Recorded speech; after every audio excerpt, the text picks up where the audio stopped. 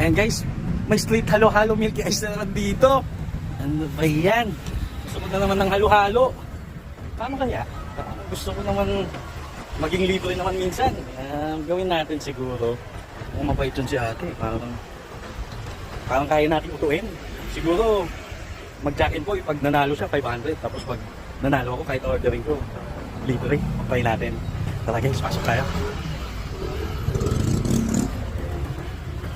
Ayan. Ay, hello. Gusto ko sana umorder eh. Sumahod ka na ba? Oo. Ay, sumahod ka na. Sakto.